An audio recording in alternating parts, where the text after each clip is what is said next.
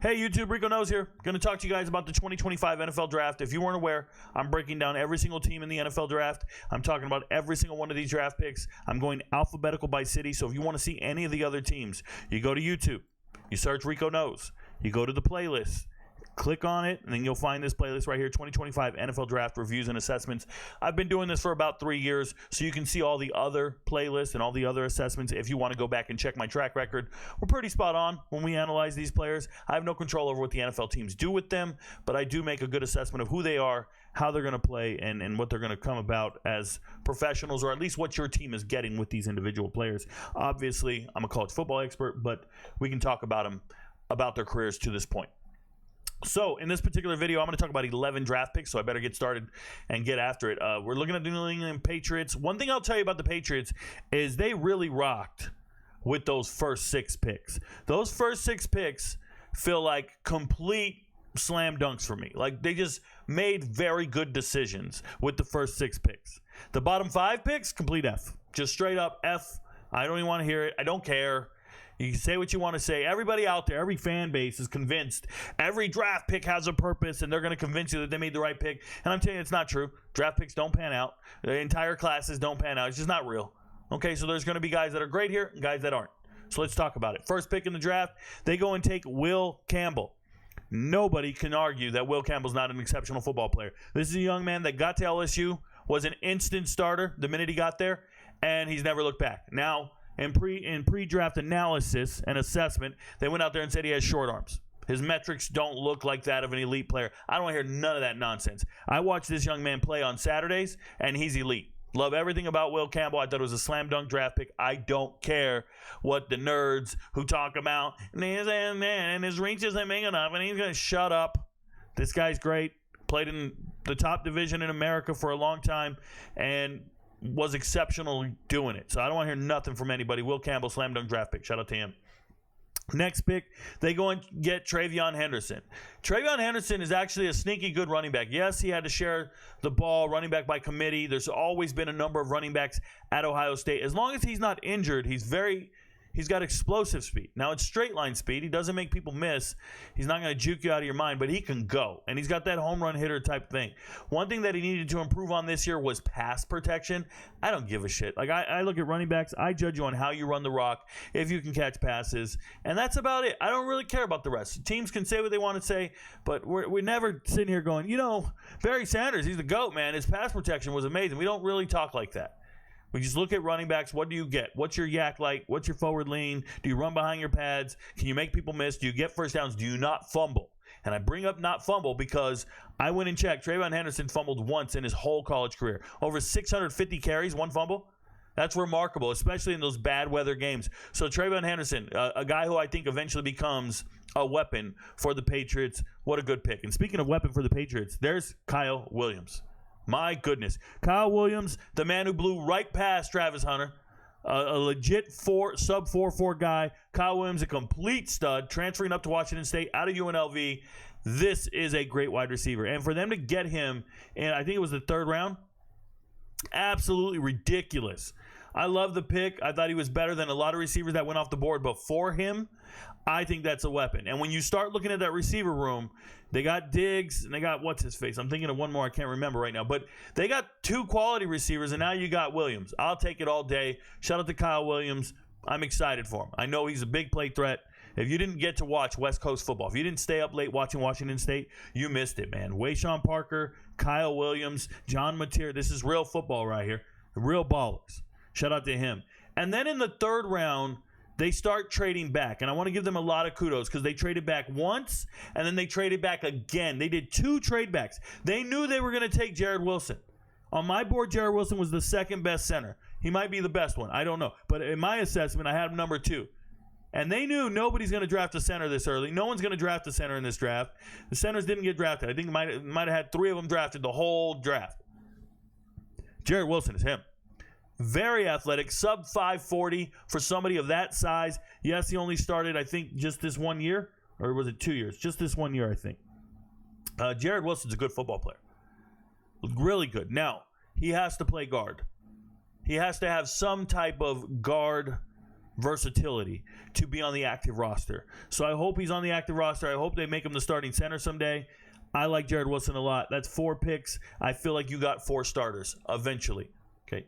Then you go and get Craig Woodson. I hate the pick only because it means Marty Mappal's not working out. No, I don't know. I'm hoping Marty works out. Shout out to him. I'm a huge fan. Obviously, he was on my hidden gems list for a long time. He was my number 1 safety back in 2023. Nonetheless, Craig Woodson, been at Cal for 6 years.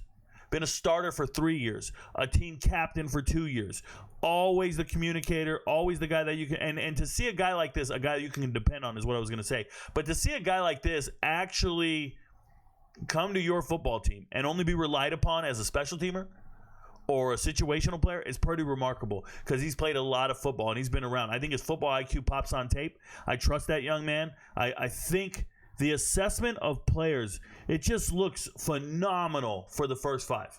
Phenomenal. They found a particular type of player they're looking for, somebody who improves your locker room, the culture of the team, has a winning attitude, and like I said, football IQ off the charts. Love the first 5 picks. 6th pick, Joshua Farmer. This is a situation where you just have to look at it and go, yo, we need to get the beef. Joshua Farmer should have been drafted a lot higher. He was in my top 10 defensive tackles. Dude, 16 defensive tackles were drafted ahead of him. 16. He's in my top 10. I think he's like number 6 for me. Here's what I know about Joshua Farmer. They were interviewing Florida State football players 2 years ago. 2 years ago. They were interviewing Florida State football players. And they asked them, who's the strongest guy in the weight room? And every single one of them said, oh, no, it's got to be Joshua Farmer. Yeah, it's got to be Farmer. Who's got the best bench? Joshua Farmer. Oh, man, he's the strongest player on the team. He's the strongest player.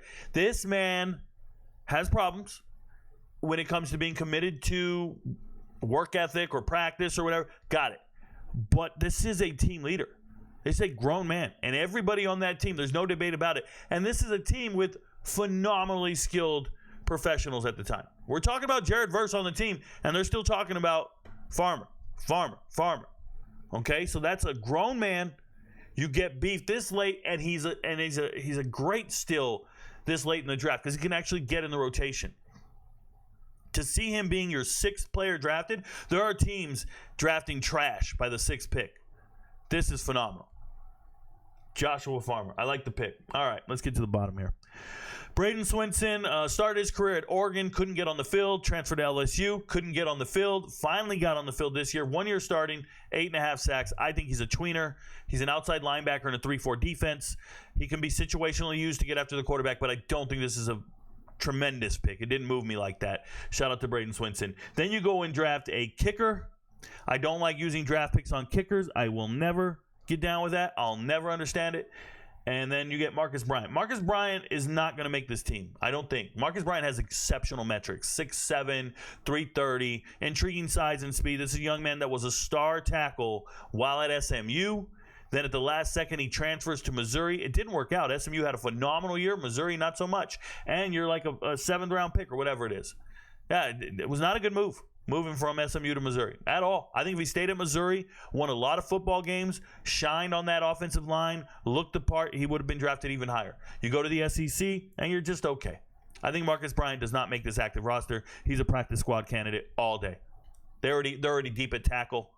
He's just one of those projects. And if he clears waivers, that's a bad sign. That means no teams really value him. And here you go. Speaking of no teams value him, Julian Ashby is a long snapper. The first long snapper drafted since 2021. You don't do this. You don't draft long snappers. You already have an established long snapper. The longest tenured player on the team is a long snapper for the Patriots. This is just getting silly. This is having a new coach, and he just wants to have an identity as the guy who says, we're going to have a competition at every position. Nobody's guaranteed a starting position, so we'll go draft a guy that challenges our longest tenured player. It's silly. You don't waste a draft pick on this. And if any other teams were interested in Ashby, and they say that he had some other suitors out there, nobody drafted him. If any other teams wanted to draft him, let them. Let them waste a draft pick on a long snapper. Let other people make the mistakes. You don't have to make it. Okay? And then the last pick, Kobe Minor. Kobe Minor played defensive back at where did he start his career? Man, I forgot where he started his career. North Texas? Indiana. No, he was at Indiana, but the year before. Man, I forgot where he was at. Doesn't matter. He transferred twice. never once did he stick out to me like a player I thought you needed to have. He left Indiana, went to went to Memphis for this final year. Didn't look great to me. I think he was injured for a number of games, so it really doesn't stick out to me. Also, I'll have you pay attention to this in the pre-draft analysis or pre-draft assessment of players. Kobe Minor was invited to one 30 visit. If you don't know what that means, top 30 visit, all teams get 30 visits. They can bring in 30 players and have visits with them. So they try to identify the players they think they're going to draft. And it's not top 30 like you're a top 30 pick. It's just they can invite 30 guys for visits. He was invited by New England, and that's the only team that invited him. So he gets drafted by the only team that showed interest in him. You didn't have to draft him. But you had 11 picks. You're going to waste them on something. You didn't have to draft this guy. He could have went undrafted. Nobody was going to fight you for him. I don't think he's NFL caliber. I don't think he makes the team. Shout out to them. But, you're not going to make the team. You're not going to sign 11 guys from the draft that are going to make the team. Now, I didn't look at the undrafted free agents for these guys. I should probably do that, but I accidentally closed that window. Let me, we're in this video. I don't give a shit, bro. I'm going to do it right now. I don't really care. Usually I wouldn't do that in this video, but let's go. We're going to go look at Spot Rack, if you didn't know. You go to Spot Rack, you look at all transactions. I'll pull it up here. I'll show you what it looks like. You go to all teams. First thing you do is change the date. You want to go back to April. I'm going the wrong way. You want to go back to April 1st. Let's just start. Well, April 1st works. Okay. And then you're going to go in here and look at the Patriots, New England, and then you're going to see what they did. So typically this offseason, we go back to April, we're going to look. This is them drafting their players. After they draft the players, they usually got to sign them. But right after the draft, they go and sign the undrafted free agents. And you'll see them with contracts. That doesn't mean anything unless they make the team. So one guy they get is Lan Larison here. Lan Larison is one of my hidden gem running backs coming out of UC Davis. An incredible talent. If you check the stats, they're off the charts. I just know how good he is because of the players he kept off the field. There were certain running backs that signed with UC Davis out of the transfer portal, out of the recruiting class that I thought were phenomenal. And when I went and watched the tape on UC Davis, I'm looking for my running backs who I believe in, and Lan Larison's the starter. That'll tell you something. He's great. Shout out to him. Cam Riley's here. Cool. Jeremiah Webb. Jake Andrews, another safety. You see, they're center. They're trying to address the center position. Jaquai Jackson, not bad. Undrafted free agent wide receivers don't typically make it in the NFL.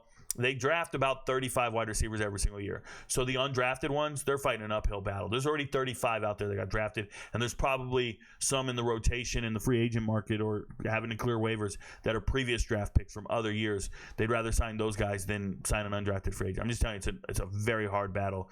It's not like undrafted running backs where they always make the team or they have the ability to make the team. Undrafted wide receivers, you're lucky if it's a 10% hit. And look at that. There's Demir Blankumsey. So Demir Blankumsey's here. Demir is one of my favorite wide receivers in all of college football. One of the fastest players at Memphis last year.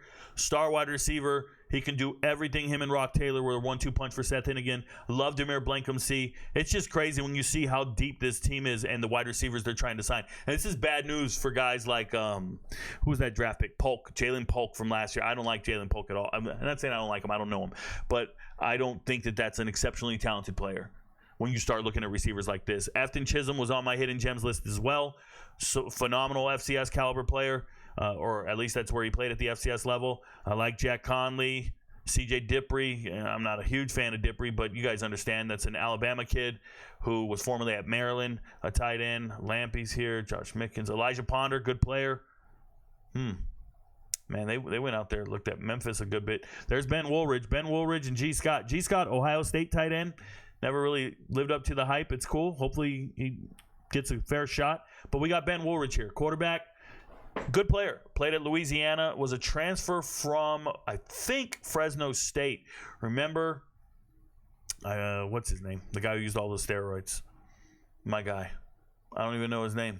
Everybody always gives me a hard time about him. I blocked him out of my mind. Plays for the Saints right now. What's his name? I forgot his name. Well, Ben Woolridge was forced to transfer out of Fresno State because he couldn't play there.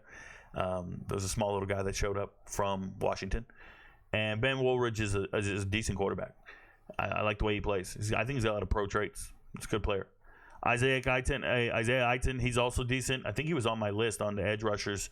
So they assess talent very similar to the way I assess talent. They value the same players that I like in the undrafted free agent, and then their draft picks are all pretty good, with the exception of what they did in the second half for the most part. But they're still not terrible, right? I like this draft a lot. Don't let the negativity fool you.